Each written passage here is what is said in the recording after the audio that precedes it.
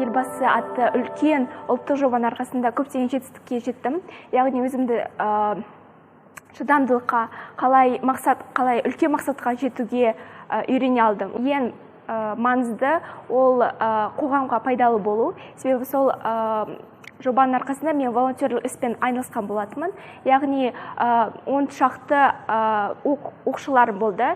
Сол мен математика мен ағылшын пәнінен мұғалім болдым. Сол Zoom арқылы, яғни Zoom платформасы арқылы мен сабақ оқыған болатынмын. Мамандық арқасындағы курстар өтілген болатын, яғни сол курстың ішінде 3 курсты таңдау керек болатын.